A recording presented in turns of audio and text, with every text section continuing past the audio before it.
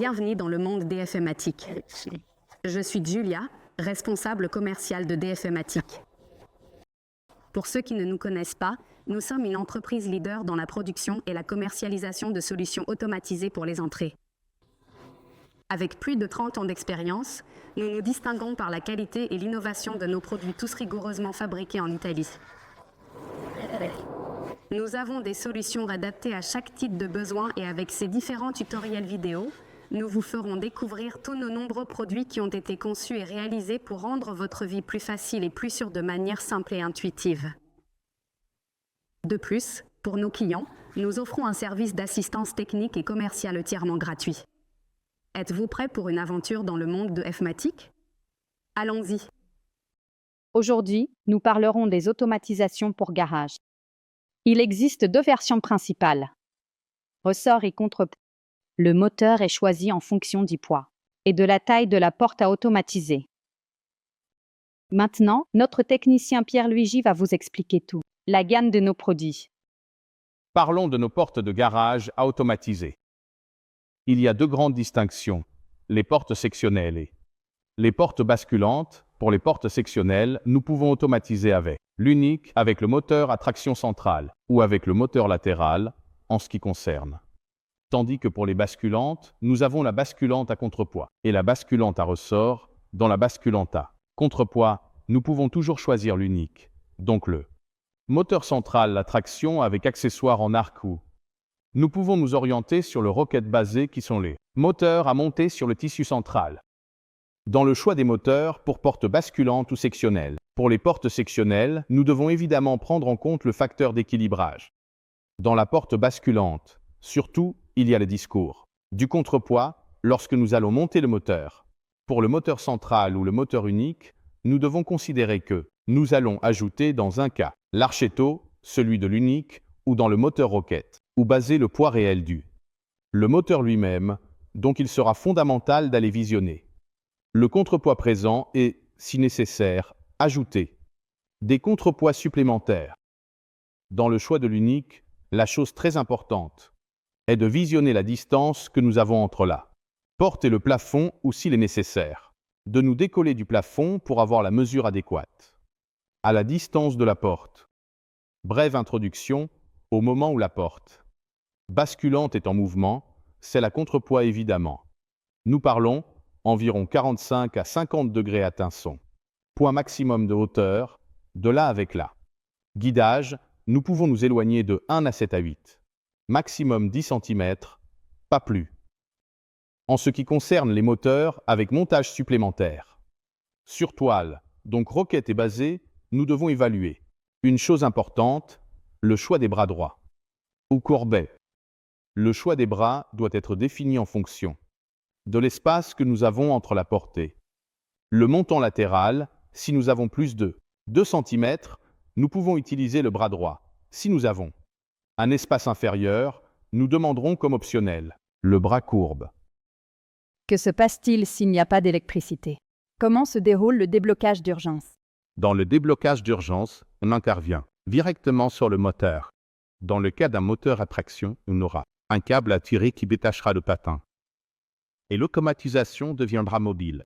Dans le cas d'un moteur sur toile, on aura un trou d'entrée dans la toile, évidemment fermé, avec une serrure spéciale et dédiée qui sera enfilade. On introduira une clé hexagonale et on pourra agir sur le moteur pour le débloquer.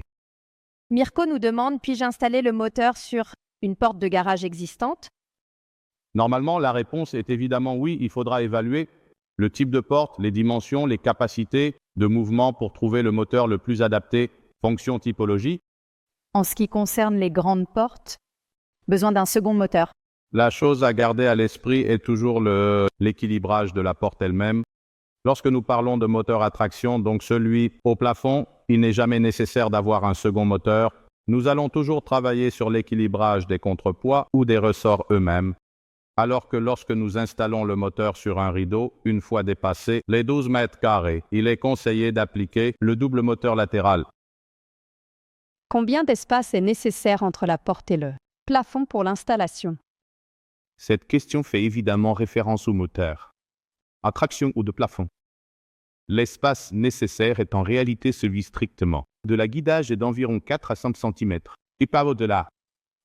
Nous devons calculer que la porte pendant son mouvement atteindra un pic plus haut.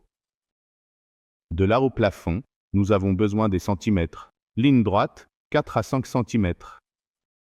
Comment puis-je comprendre si je dois supprimer ou ajouter des contrepoids pour l'équilibrage de la porte? Pour l'équilibrage de la porte, comme nous pouvons le deviner, nous devons avoir le même effort tant lorsque nous ouvrons que lorsque nous fermons. Lorsque nous allons installer un moteur, évidemment nous allons alourdir en fonction du type de moteur la porte elle-même. Donc, il faut évaluer si c'est le cas où il faut ajouter du poids latéralement ou aléa. Le retirer. Mais le dit final est toujours celui de avoir la porte équilibrée avec le moteur monté.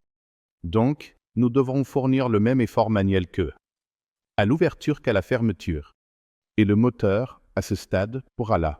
Mouvement correct avec un effort minimal. Allons voir la composition du kit. Unico sans moteur avec unité de contrôle intégrée, offrant des fonctionnalités. Instructions de montage électronique et mécanique, guide préassemblé, d'1,50 m plus 1 mètre, et 50 préassemblés parce qu'il y a déjà là.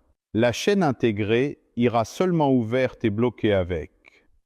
Accouplement moteur prédisposé et fixation par support déjà disponible. Accessoire de fixation murale supplémentaire pour le guide. Et relâchez doucement le cordon. En cas de coupe, il y a le support de fixation de porte angulaire. En cas de porte basculante à contrepoids, l'accessoire arceau avec le support droit à insérer. Au lieu de la courbe, passons à la partie électrique. Le système inclut un clignotant, une paire de photocellules pour la détection, une télécommande pratique et un mécanisme de déverrouillage à poignée pour une utilisation sécurisée. Panneau d'avertissement. On va parler de l'installation de notre moteur. À traction, notre unique scent, ce moteur. Basculante, ressort, sectionnelle. Nos portes basculantes, il y a des précautions. Porte à ressort, sur les portes sectionnelles, il y a des précautions selon l'installation. Il y a des précautions à prendre. Commençons par un aperçu. À prendre en compte l'installation. On va commencer par un petit aperçu sur le produit différencié. Avec la porte sectionnelle installe. La plus basique, pourquoi je dis basique? Parce qu'il n'y a pas d'arc et parce que rail centre, fermé. Attention, c'est la fixation du rail au centre. De la porte, donc porte fermée, et puis on va placer notre rail au-dessus de manière sécurisée. Au-dessus, centre, fixe. Fixer le rail au centre de la porte et glisser. On fixe notre rail avec soin et précision au centre de la porte. Au-dessus du montant, avec la porte en ouverture, la partie arrière. Avec la porte ouverte, on fixe aussi moteur, charnière. Se guider, une fois cette fixation effectuée, il faut charnière pour distancer fixer plafond. On a besoin de se distancer du plafond. Attention au montage. Des vis de fixation, la précaution est de rester centré. Centré à la porte, hauteurs obligatoires. Faire attention, rester centré. De la porte, rail imposé, tandis que parler. Le guide nous les amène. De la porte, notre porte à contrepoids et l'arc comme accessoire, c'est obligatoire. De notre porte à contrepoids sur laquelle nous allons exactement. Monter l'archet comme accessoire, c'est obligatoire. Sans levier, le mouvement échoue avec notre porte à contrepoids. Mouvement échoue, porte à contrepoids non linéaire en haut. Notre porte à contrepoids pendant l'ouverture. Mouvement, arc 45 degrés. Porte mais elle forme un arcat. 45 degrés, 50 de son ouverture, elle atteint le point le plus haut, voilà. À partir de ce point, plus haut de la porte, on doit considérer que le rail peut aller de là jusqu'à un maximum de 8. On ne doit pas dépasser ces hauteurs, donc 9 cm. Si nous avons un coffre-fort élevé, nous devrions stopper. Baisser le rail et clé. C'est absolument essentiel pour que tout se passe bien. De l'installation, une fois que l'archet est fixé au centre de la porte. On va fixer l'archet au centre de la porte, avec partie plus haute sur le coin. Vivo de la porte haute, de là on a là. Possibilité sur certaines portes, sinon accessoires. Déjà un montant qui coïncide avec la partie base de l'archet, une contreplaqué d'archet, il y en a qui mettent une contreplaqué d'archet, mettent un longeron. Par commodité, il y a ceux qui mettent longeron par exemple qui couvre toute la bande. On fixe le rail avec précision. Fixer le rail avec précision. La même précision, on le monte à la hauteur nécessaire. Ça suit le mouvement. Centre-porte, on le monte à hauteur, suivre le mouvement. On a exactement besoin que ça suive tout le mouvement précisément. De l'arc vers l'arrière, donc on va déplacer la porte à la main, jusqu'à l'ouverture une fois fixée devant. Et on fixe aussi la partie arrière parce que il faut suivre l'équipe de l'important. Porte pas celle de la chambre car pas coïncident. Cela étant dit, une autre précaution importante dans le montage de l'arc, c'est le changement de la bride. Quand vous recevrez l'arc, vous aurez la bride droite. Vous devrez monter celle qui est droite. Montez la droite fournie. C'est très important. Montez celle qui est droite avec l'arc. Positionnez. Fournie avec le bandeau, une chose très importante.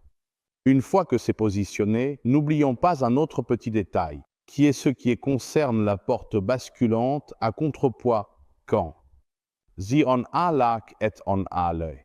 Moteur à traction, l'ouverture maximale ne sera pas. Avec la porte à 180 degrés, on devra laisser un tout petit mot pour la fermeture.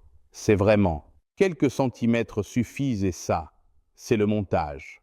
Mécanique du moteur lui-même. Évidemment, on doit prendre en compte c'est fondamental quand on parle de motorisation avec des portes basculantes. Avec des contrepoids, on ajoute toujours du poids sur la porte en montant nos dispositifs. Donc, l'équilibrage sera fondamental là où il est nécessaire d'essayer la porte manuellement et de voir si, même effort, ajuster contrepoids si différents, clôture si nous avons perception différente. On devra augmenter les poids latéraux jusqu'à ce qu'on ait cet équilibre. On n'aura pas parfaitement cet équilibre. On va donner explication technique sur notre centrale pour le moteur unique au 100. La centrale se présente d'origine comme ça avec un seul fin de course connecté, celui pour l'ouverture, le fin de course de fermeture sera ponté comme ça. Comme nos sécurités qui sont précisément l'arrêt et cellule photoélectrique, l'arrêt vont directement sur le commun FCC sur le commun. C'est parce que notre centrale équipée de la lecture de l'encodeur du moteur arrive à détecter la fermeture sans fin de course avec l'ampérométrique et avec le comptage des tours du moteur. Power pour puissance, slow speed pour vitesse. On va régler avec le trimmer de puissance la puissance. Et avec slow speed, les boutons ouvrent et ferment. Manœuvre de ralentissement, les 4 touches servent à ouvrir et fermer, le réglage de la manœuvrant avec soin. Phase d'installation, donc si on maintient enfoncé le bouton open va se déplacer manuellement vers l'ouverture. Si on maintient le bouton close enfoncé, on aura là.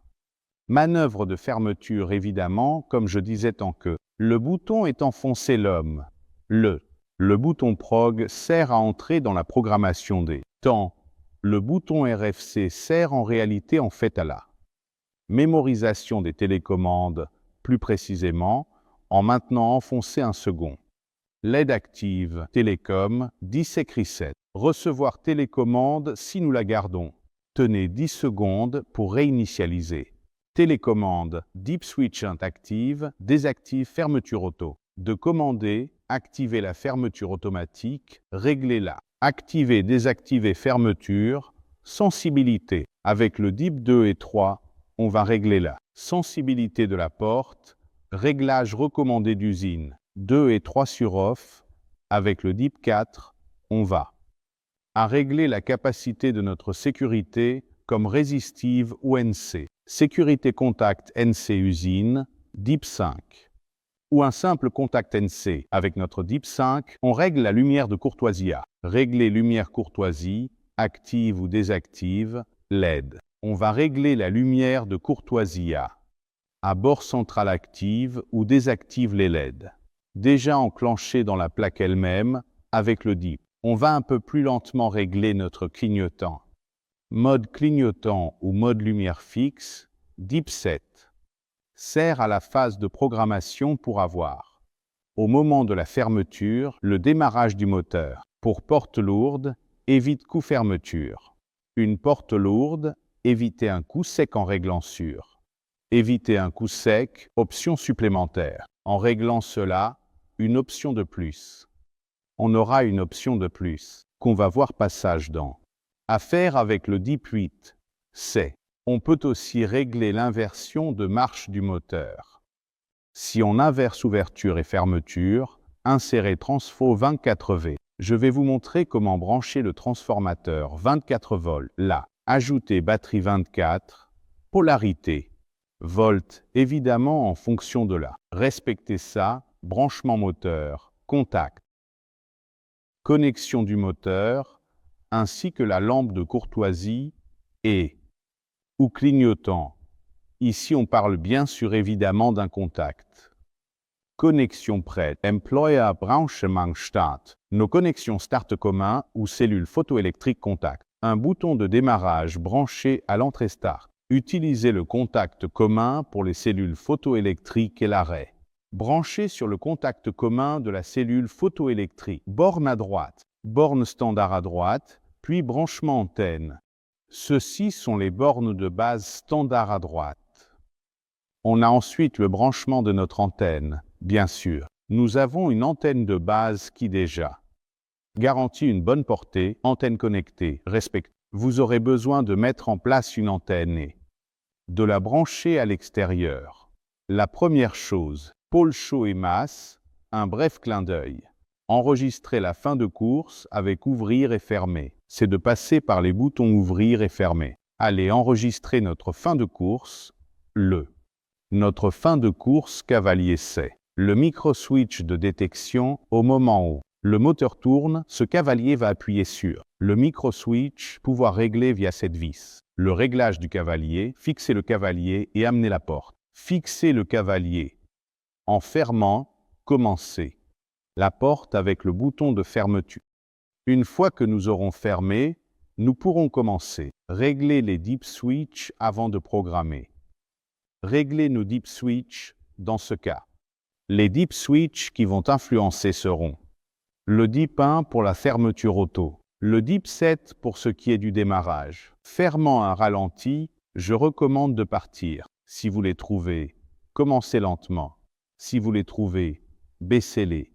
Appuyez sur prog. Commencez avec une vitesse de ralenti. Une fois porte fermée, on appuiera sur prog de sec. Le voyant LED va nous dire qu'on est en phase de programmation. À ce stade, le premier impulsion avec la télécommande précédemment mémorisée va légèrement faire la première phase d'ouverture, un instant. L'impulsion de la télécommande va déclencher la phase de ralentissement. Ce ralentissement va durer jusqu'à ce que on n'aura pas l'intervention de la butée de fin de course, d'ouverture au moment où ça intervient. La butée de fin de course d'ouverture commence le comptage temps pause, nous avons mis DIP 1 activé temps pause. La pause, c'est nous qui la gérons maintenant donc. Si on attend 15 secondes et qu'on donne une impulsion, le panneau de commande mémorisera une pause 15 secondes. Le troisième impulsion à ce stade va lancer la fermeture, va démarrer lentement que. On a mis le DIP 7 sur on 1. Une autre impulsion ramènera la vitesse normale de manœuvre. Un quatrième impulsion va certainement peut-être plutôt déclencher le ralentissement à la fermeture et ralenti à la fermeture. On a fini notre boulot. La centrale se ferme au bon endroit. Détection ampérométrie, fermeture correcte. Elle se fermera, LED s'éteint. Parti. À ce stade, on verra que le LED s'éteindre, utilisez la télécommande. La programmation est terminée avec la télécommande ou le contact commun, les boutons ouvrir et fermer va se faire soit avec la télécommande mémorisée, soit par contact de démarrage commun, Les boutons ouvrir et fermer. Ils servent pour la manœuvre, la mise en place. Mécanique structure.